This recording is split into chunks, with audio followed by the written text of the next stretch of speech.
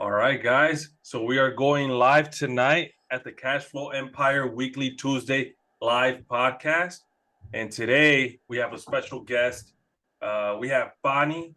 So she's actually in Denver. I'm actually um, very interested to hear how she kind of got started, her experience, her journey. I was just mentioning before we kind of kicked this live that I'm sure that she's going to share a lot of gems with everyone and kind of like her growth and her process. So we're part of a mastermind together, very insightful, specifically on the operation side. So to kind of kick things off, guys, I've been kind of waiting till we recorded so I can kind of mention that. But guys, thank you guys for joining tonight. My name is Eddie. I have Willie here as my co-host. You want to say hi, Willie? How you doing, everybody?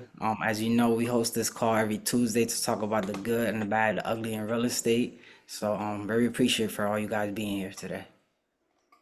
Awesome, awesome. And like I mentioned, I got a little carried away, but special guest, we have Bonnie here. So her journey, she started off in on the smaller property, single family, right? Her experience outside of real estate included like event planning, marketing, some project management, which we'll get into, and I'm sure that kind of helped you with the real estate side of things. She's also GP on a couple deals. So super excited to have her on the podcast and kind of kick it over to you, Bonnie. If there's anything that I missed, feel free to introduce yourself and let's talk about your journey in real estate.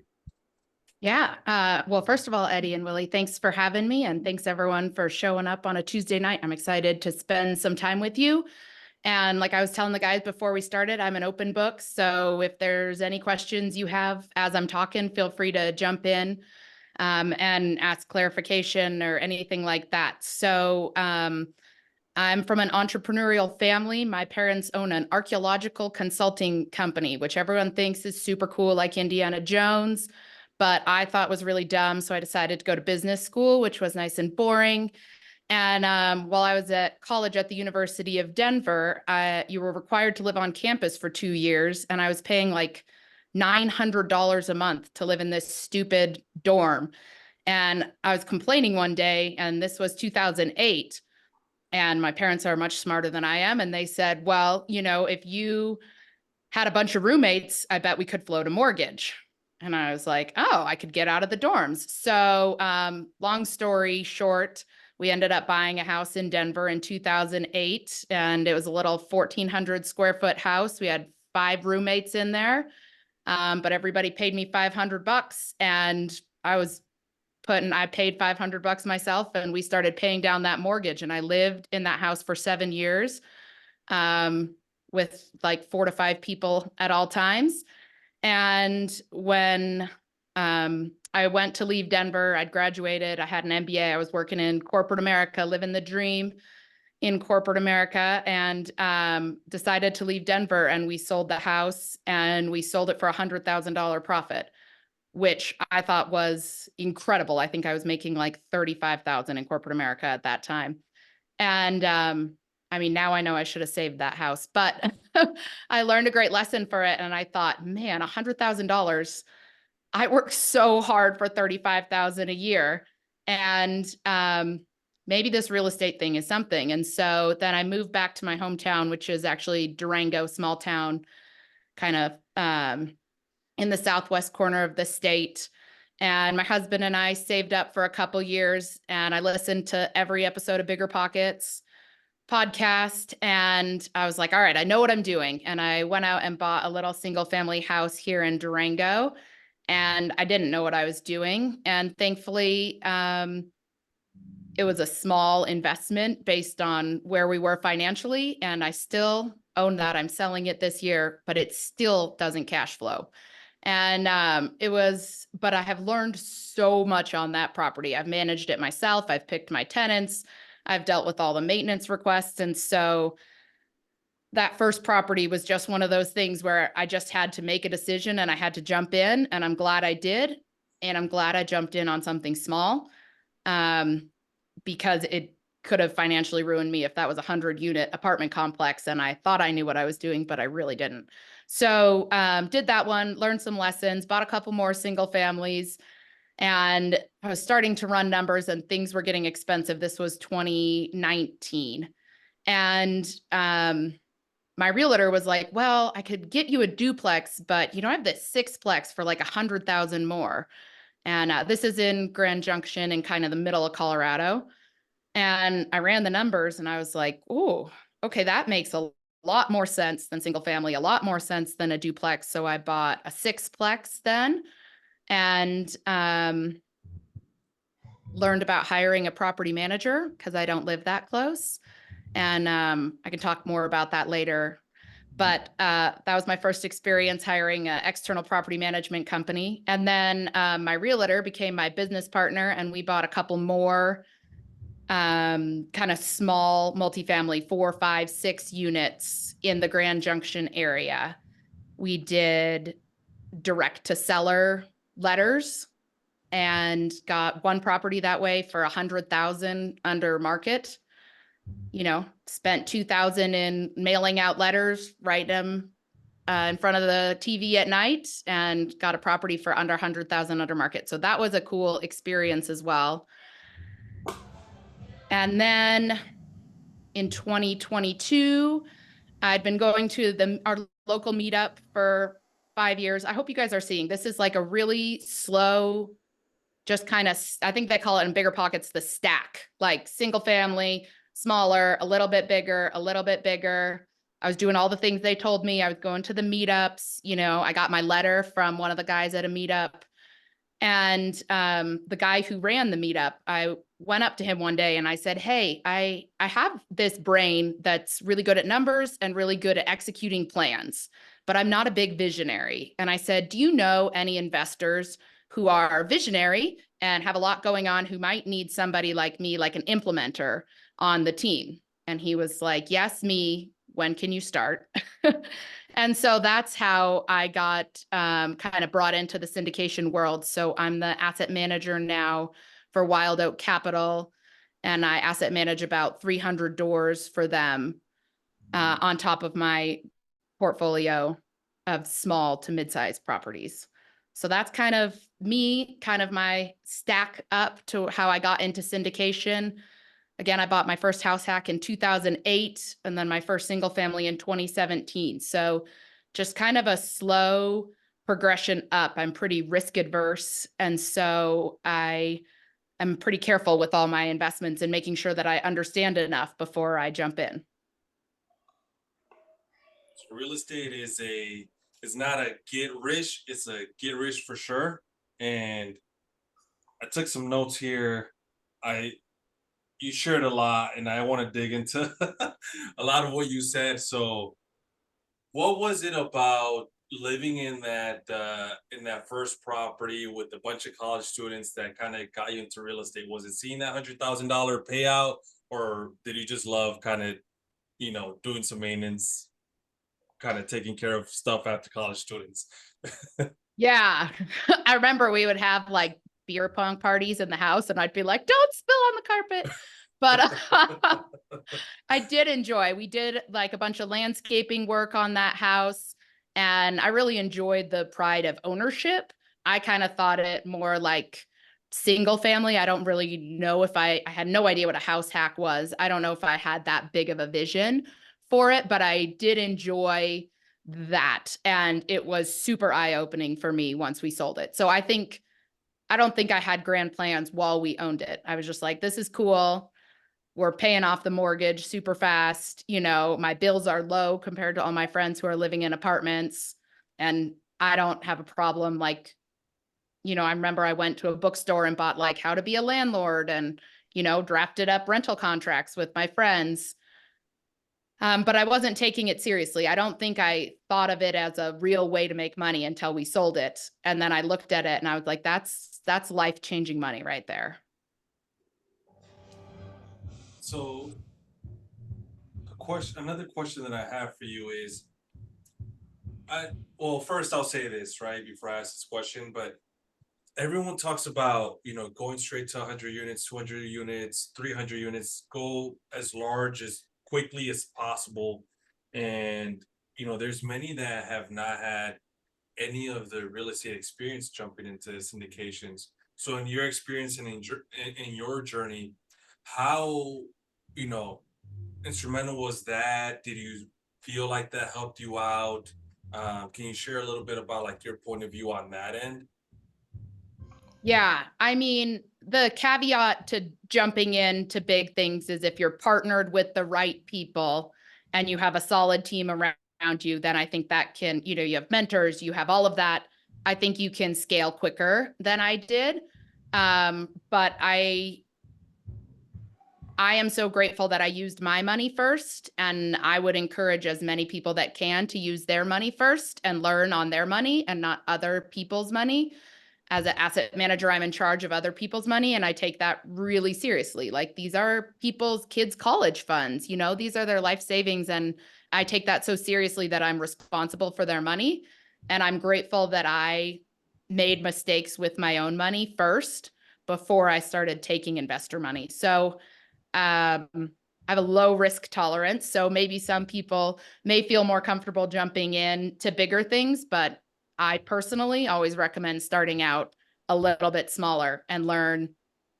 Like, you think you understand how you're running your numbers until, like, you write the pro forma, you do all of that, and then it never works out how you think it's going to. And so if you can do that at a smaller scale, if like in my place, it was a $350,000 single family house, and we're talking about, okay, the first year I lost $100 a month, that's not going to crush me. That's not going to stop me from being able to grow. And I'm not losing investors' money. And so, but if that first one, if I was losing $10,000 a month, like, that's putting my family's life in jeopardy, our finances. That makes perfect sense. So you kind of So, use this. Oh, go ahead, no, Willie. go ahead. So I know you mentioned that you bought a 6 unit and you bought and then you hired a PM company. So I want you to touch more about that. How was your experience with that? I'm on my third property management company for that place. And I think this is kind of one of the things that I thought I could share on this call is the challenge of managing mid-size multifamily properties, because you're not the biggest property. So the property manager probably doesn't care about you the most, right? If you have a 100-unit apartment complex, you have a full on-site person, your property manager cares about you because they make money off of you.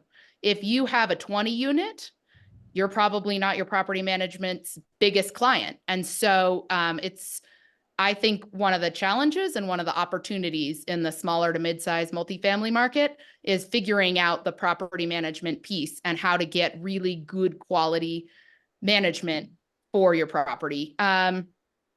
So I come from a marketing background. I didn't really talk about that much, but I did marketing in corporate America. It was whatever. But I did learn the value of first impressions. And so that's one of the first things I noticed about my property management company. Again, I didn't notice much, but I looked at the listings and I thought, oh my God, I would never live in this place. It looks super scary. And so that was one of the first signs that that maybe this property management company wasn't going to work out, is because all of the listings looked like you were going to get stabbed in them.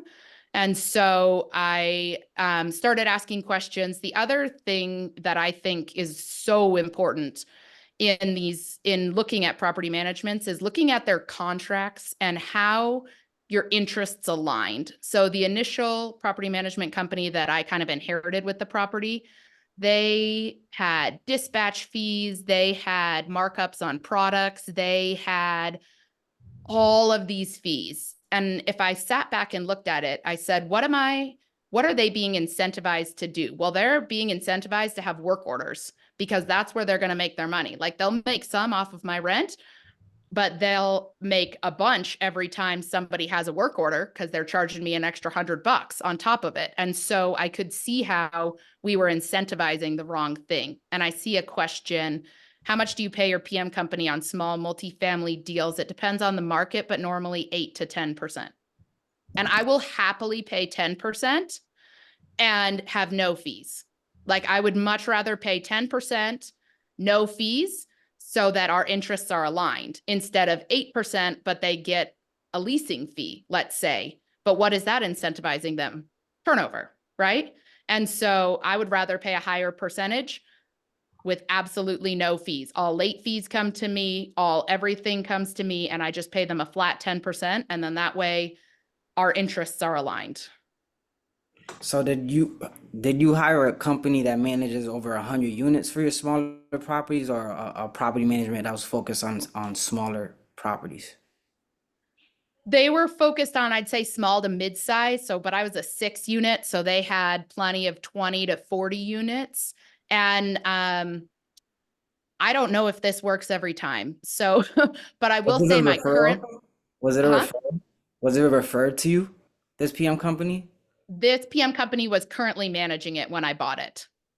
Okay. So when I bought it, they were currently managing the property. I fired them within the first couple months and hired a new property management company, who was starting out more. And I don't know if this is a long-term solution, but smaller companies still care about the smaller assets, you know? And so they did a great job for a couple of years, but this is another story. You want the dirty or the good, the bad, the ugly. Here was the ugly. I had this property management company. They were crushing it. I was way above what I projected, and then COVID hit. And all of a sudden my tenants stopped paying, not all of them, but you know, in 6 units, it doesn't take much to really mess up your numbers. And then they're starting to have to evict people, but there's the eviction moratoriums, all the things. And I'm trying to be really generous because it's a weird time and I'm not sure. And it wasn't till about mid 2021. I'm like, okay, this is insane. Like I'm having 2 units vacant all the time. It's taking them 3 months to lease this back out. And so that is when I had to fire that company and find a new company because they just couldn't, you know, I'd have calls with them. What about this unit? How are we getting it turned? Why isn't it marketed yet? It's sitting empty. Vacancy kills. I mean, vacancy kills in big properties, but it also kills in small properties. And so that's when I found my current property management company. Again, I went up in a percentage. I was paying 9%. Now I'm paying 10%. And I have 100% occupancy for a year and a half and no collection issues, no evictions, like same property. I did no upgrades. Wow, that's awesome. I think my cash flow increased by like $2,500 a month with the new company, like insane. So, you know, I could ask this question, but you just kind of answered it in that, right? And I think what a lot of us kind of take a look at is when we want to get into real estate,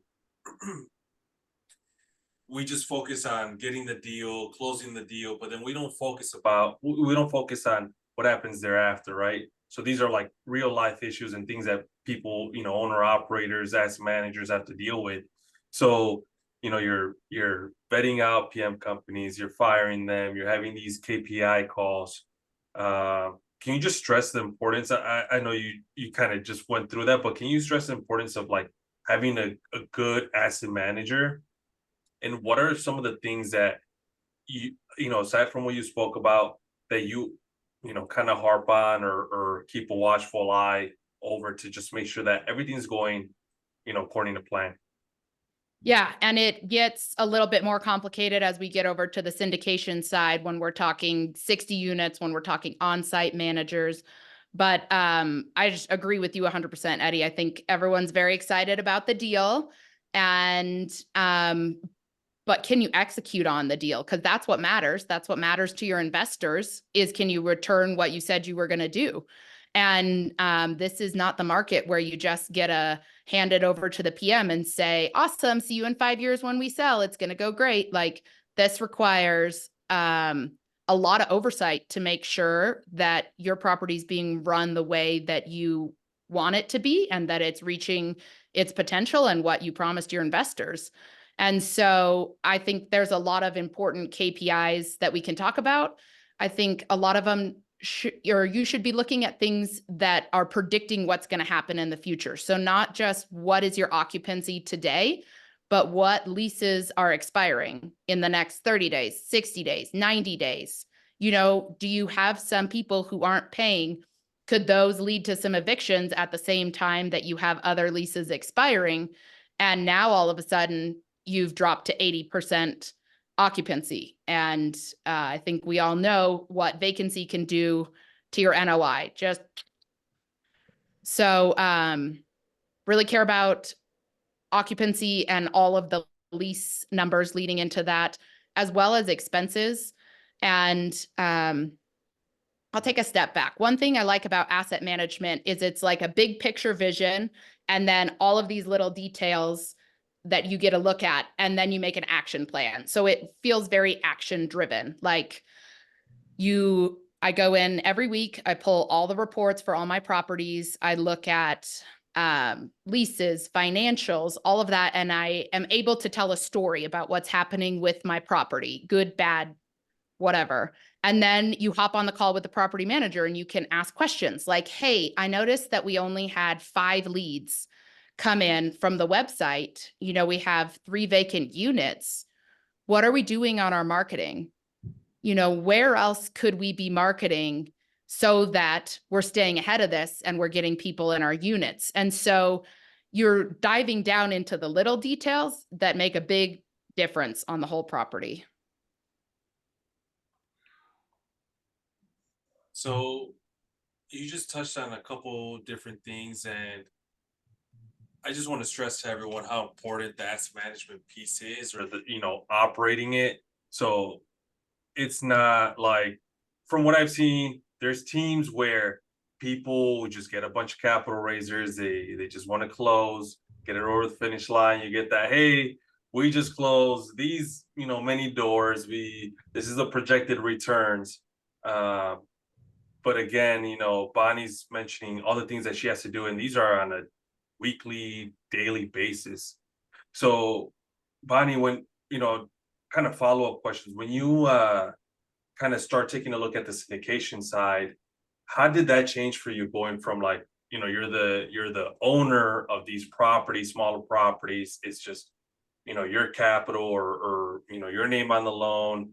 Not sure if you had, there were GVs, or if you had other partners, but how does that change from, these smaller properties over to, the syndication world? Well, first of all, I'll do a call out here. As I moved over into the syndication world, I joined the Apartment Ninja Warrior group that Eddie and I are both part of, with Ivan Vian, and started doing coaching because I knew that I didn't know enough to do a great job. And so I would say 75% of the things I was already doing for my smaller properties really transferred to the bigger ones, but 25% was completely new. At scale, things can be more important, and things like lead indicators can be really important to that. And also on my own personal deals, I underwrote so conservatively that I had a lot of wiggle room for things to go wrong. But when you're trying to execute on the pro forma that maybe wasn't done as conservatively, there is little room for error. And also just the market cycle we're in right now, again, is really demanding that people are staying on top of things. I just was on an asset management mastermind today with a bunch of people, and we were all just talking about delinquency. And these are some of the best asset managers in the country trying to figure out how to get people to pay their rent. And so, staying on top of all of the different moving parts in a big apartment complex can be a lot. And big fan of education. I did the Apartment Ninja Warriors, and then I also went to Sandhya's asset management ACE operators. That's what she calls it, a couple weeks ago in Dallas. And there's just so much to learn. There's no training in the way that there are in other lines in syndication, And so all of this everybody's doing it differently. And it's so important to learn from different people on how you can do it and operate your property as well as you can. So I know you mentioned that you said you knew 75% before you got into Ivan's program. So what was the 25% that you learned by joining his program? I would say I have an MBA, so I have like some financial background, but really diving into some of the items on the T12 and understanding how to read that, as well as the predictive, understanding what numbers are predictive. Like I talked about the lease trade out reports and understanding kind of what is happening before what will happen. And so at a smaller level, I was much more reactive, like, we have 2 tenants out. That's a problem. What do we do now? And I think a large chunk of that 25% of what I was learning, which is so important, is how do you predict that? How do you stop that from happening if you can? And how do you feel? Because all here we invest in ourselves, a lot of money. How do you feel mentorships are important and growth in the syndication world? I think they're so important. I think you can do it the way that I did it, really slowly, but at some point, in order to take that big jump, because mine was a big jump, I went from a 6 unit to managing a 60 unit. That's a big jump. I don't think that that's a jump I could have done without mentorship. I couldn't have done it well, let's say that.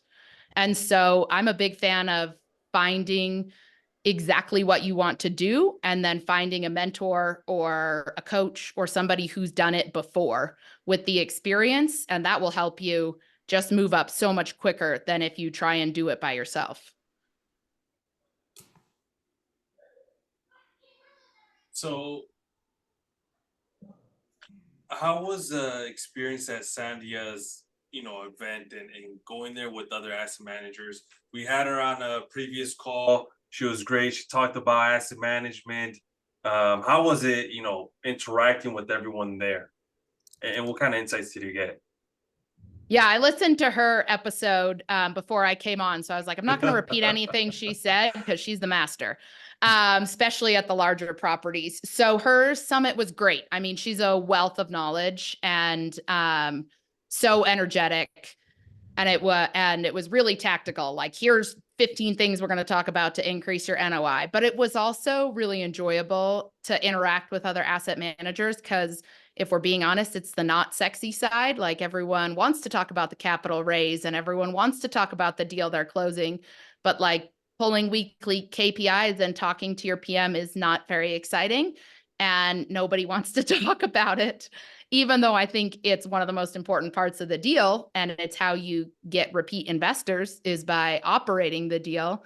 So there was some fun camaraderie in the room of all of us doing the non-sexy part of syndications and just talking about that, sharing best practices, but also just lamenting a little bit about nobody understanding the importance of what we do. No, and I completely agree with you. Like on our team, we have Sergio, we have Jonathan, we have Sean, we have Jaina, guys who, are absolute rock stars from the asset management. Like how you mentioned, Bonnie, like you need to dig into these reports. You need to be more tactical. You need to understand what's kind of, come thereafter, right? Be more proactive so you can get ahead of it, opposed to, hey, you dug yourself into a hole that you need to then now crawl out of, right? So when we let's talk about some of the kind of crazy things, if you will, like that you've seen from the asset management standpoint where it had you kind of scratching your head or that you said like, hey, this is something that we need to address, and what kind of came about from that. Yeah, I have 2 things that come to mind. And the first is on the underwriting side. And full disclosure, I am not our team's underwriter. We have a guy named Shane, and he is absolutely brilliant at underwriting. But I do take our underwriting and look at it from an operational perspective. And so what that looks like is instead of saying we have 60 units, we're going to renovate 5 units a month in the first year, ta-da, we're done. We have 100% of the units renovated in the first year. I have seen many, many pro formas written that way, but that is not actually how it's going to play out, right? Oh, and also we're only going to have 1 month down. And so what I think is so important is to look at your underwriting from an operational perspective. So pull the actual rent roll and say, oh, we have 7 leases expiring this month, 1 lease expiring this month. How many of those units are we going to renovate? You know, are we really going to kick all 7 of those units out to renovate them? Or maybe we hope that 2 stay and we bump their rent $50 instead of 200 once we turn it. And let's plan on 2 months of vacancy because it'll probably take us a month to rehab and it could take us a month to lease. And so this is one of the things I see all the time is really optimistic numbers on year 1 and year 2 based on a very financial view of what's going to happen in a rehab. And when you go through it and say, no, actually, you know, we can only renovate 2 units a month or however that works. We're going to retain some tenants. Those are going to get small bumps. It really changes your outcomes. And my partner and I do some external asset management. So we do asset management for other groups that want help. And we have had multiple deals where we've turned it down because it's like, I can't execute on those numbers. It's not physically possible for me to renovate 5 units in a month with 1 month down when your rent roll doesn't align. And so that's one of the things I see the most that scares me, because I know that they're not going to be able to give their investors the returns they promised. They're setting themselves up from failure from the underwriting stage because they didn't think about it in an operational standpoint. So I don't know if it's not a very sexy horror story. I tell you, asset management's not very sexy. But that's one thing I see. And then I had another one.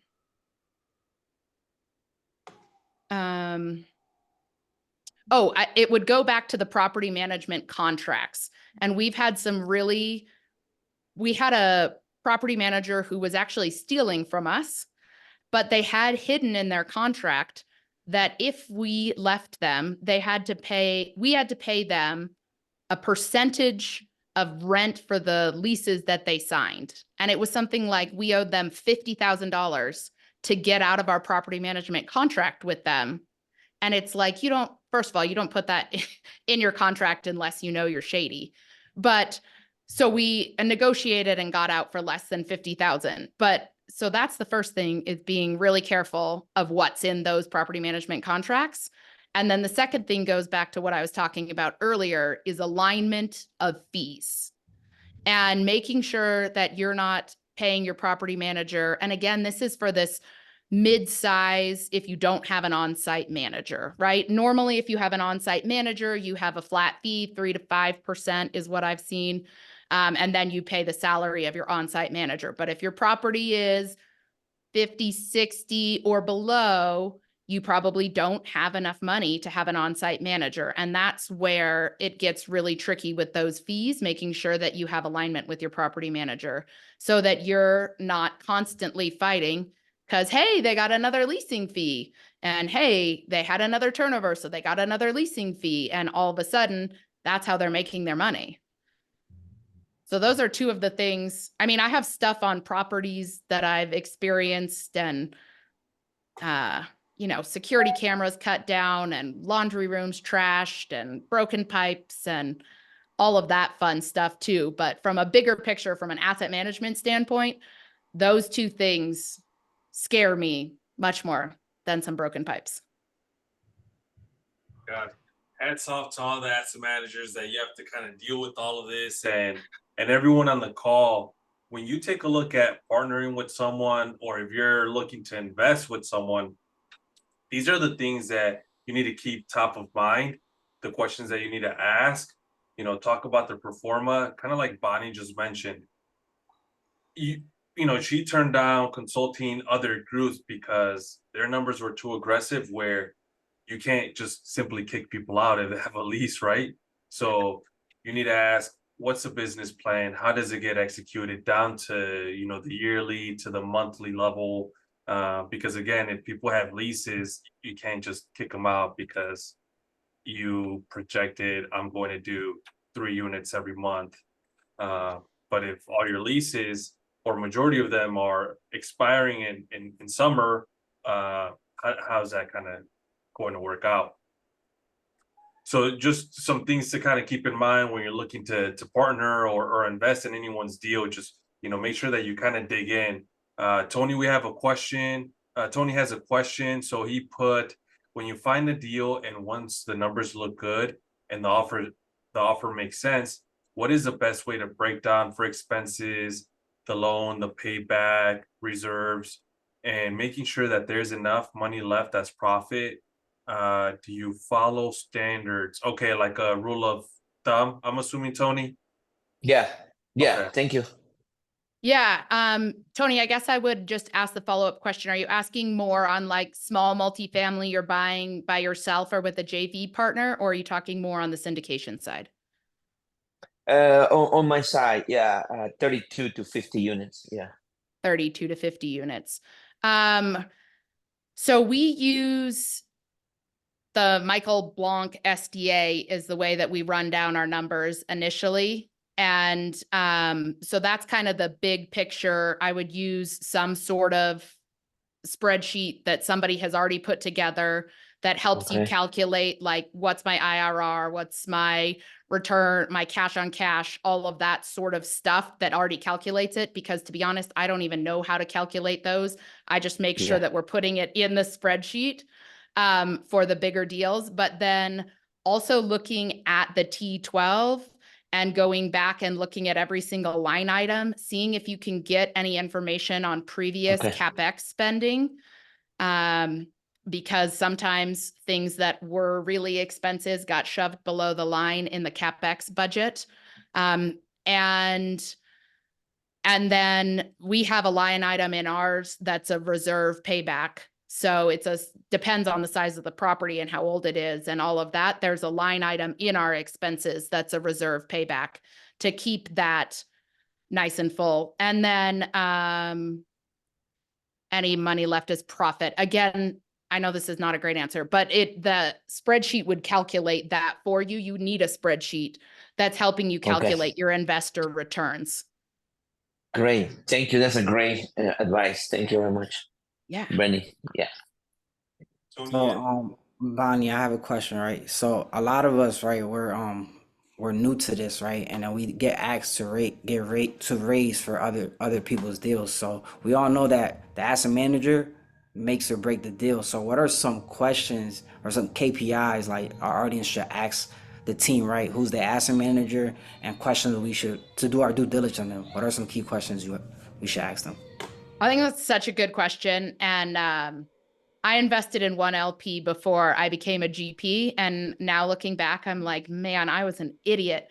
And the deal went okay, thankfully, but I didn't ask any of these questions. And now that I've been kind of behind the hood, I would ask a lot of questions. And one of the things, I mean, I would want to know about the property management company that they're going to be using on the deal. And if they've had experience with that property management company before or that area before. I would have a lot of questions about the location of the deal. You just can't fix a bad location. And path of progress is nice, but if the path doesn't go the way you think it's going to be, no property manager can fix that. And then from the asset management side, I would want to know, who is the asset manager? What's their experience? What's their portfolio?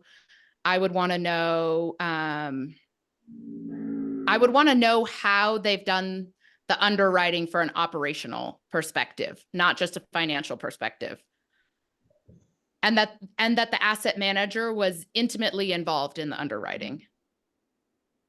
Because it's no good if you have an underwriter and they underwrite the whole thing and then they hand it off to the capital raisers and then they raise the capital and then everybody hands it off to the asset manager and says, good luck. That's not going to work. You're setting your team up to fail. And so how is the communication the whole way through of getting that asset manager involved early to make sure that the plan that they've created is something that's attainable. They're like, we did our part, now it's yours. Yeah, good luck. Here's these super high. Good luck getting $500 rent bumps on each unit in year one. Guys, if you guys have any questions, feel free to raise your hand, ask them, or drop them in the comments. But another question that I had was, kind of taking a look at some of these groups that you joined, right? And we always stress the importance of partnership, mentorship, investing in yourself. How do you feel that what are some of the highlights, or maybe that one nugget that you got from any of the meetups or any of the masterminds that you joined that was like a game changer that maybe a lot of people overlook? Yeah, I mean, I got so much just from our local meetup, and it's a small town. I think our town's like 40,000 people. So our meetups are small. There's like 5 to 10 of us, depending on it. But it's where I built a lot of my relationships and my confidence to start doing bigger deals. And, as I mentioned, I was starting to think about going out to get some more small multifamily. And one of the guys at the meetup, who's now Shane on our team, was talking about how he was sending out letters direct to seller. And I remember being like, oh, could you tell me about that? I was so scared. And he was like, yeah, of course. Here's my copy of the letter, like, in Word, so you can edit it. Let me know if you have any questions. Here's how I got my list. And I remember just being blown away. In corporate America, it feels like everybody is trying to pull you down, and everybody's just like fighting at each other to try and get up. And every single real estate event group that I've been part of, everyone just wants to hand everything they have to help you get up. And so that was my first kind of introduction to that different mindset of course I'll help you. And I was so concerned. I told Shane, oh, well, I'll be in a different market, so don't worry. He's like, I don't care if you're in the same market. Like, this is great. And so that was the first time. And then obviously joining with Wild Oak and Araque being willing to bring me on just based off of the relationship we'd built. And so, I mean, hundreds of stories. Every time I go to a conference, somebody is willing to introduce me, jump on a call, look through my spreadsheets, answer questions. And so free events, paid events, I just feel like the real estate community is incredible in the way that people are willing to give back. And I know it's cliche, but the abundance mindset feels so true here. Everybody believes that there's more than enough deals out there, and they want to help you succeed.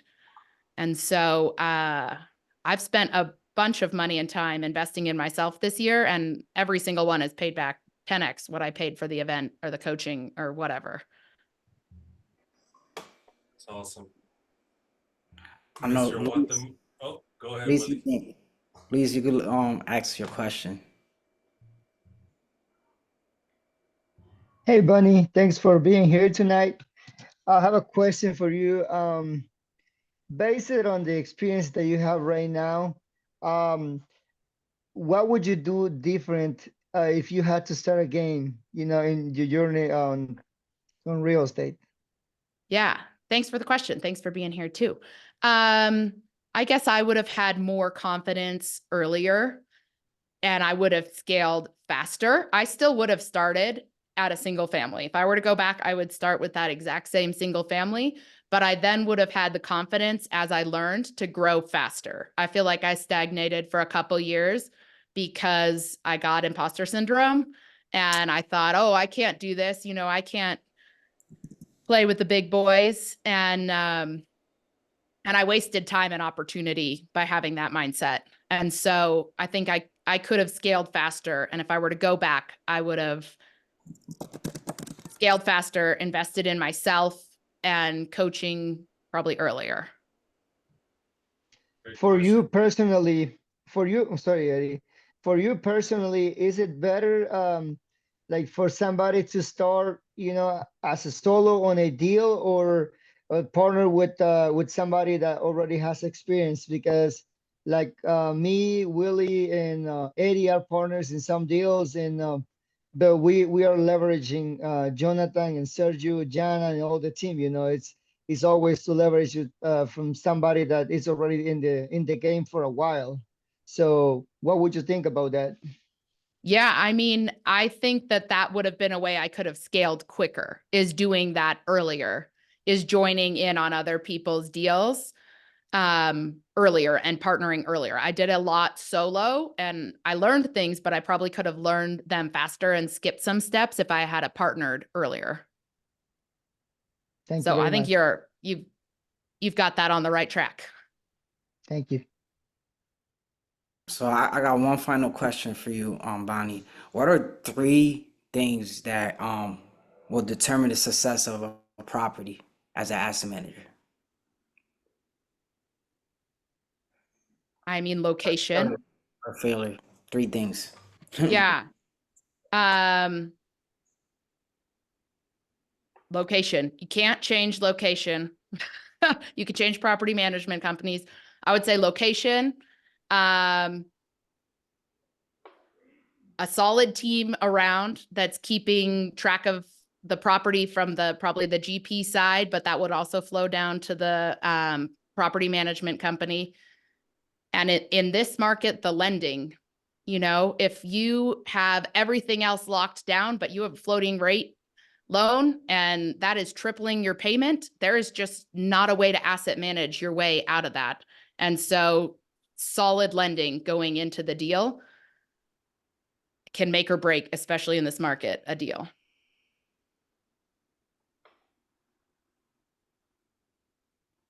Awesome.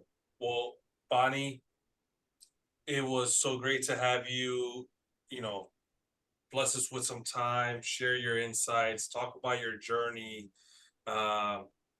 One thing that we always talk about is, like I mentioned earlier, real estate is not a get rich scheme, it's a get rich for sure. And sometimes the unsexy path is the right path, right? It takes time.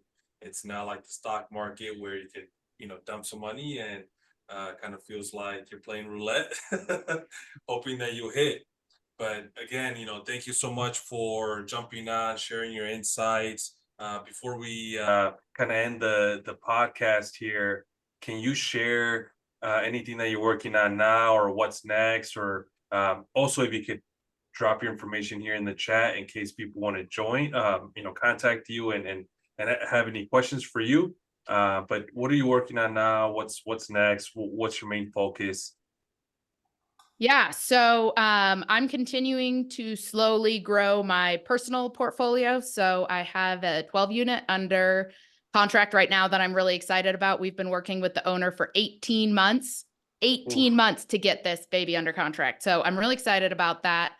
So that's what I'm working on personally. With my syndication group, we are writing LOIs left or right. I think we're going to get something here in the next couple months. I'm really excited to dive into that. And I'm just continuing to educate myself in the asset management world, getting in rooms with people much smarter than me, learning on good properties, learning on bad properties, and just making sure that I am the best that I can be at asset management to help us deliver returns to our investors.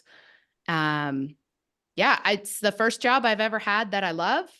I always did other jobs, marketing, event planning, did data analytics for a while, and I was always just there doing it, but never really loved it. And I love asset management. It's like this big puzzle of trying to figure out how you optimize all the little pieces. And so just leaning into that. And I'll put my information in the chat. I'd love to talk to anybody. Like I said, I've had so many people lift me up and answer my questions that I'm more than open to anybody reaching out if I can be of any help. Awesome. Thank you so much for that. Thank you everyone for jumping on tonight, sharing your time with us. And again, Bonnie, thank you so much for all the insights. I'm sure that I'm looking at all the comments. Everyone says share your contact information, great call. So I know everyone loved it. With that being said, thank you everyone for jumping on and have a great night. So I'll stop the recording here and do that.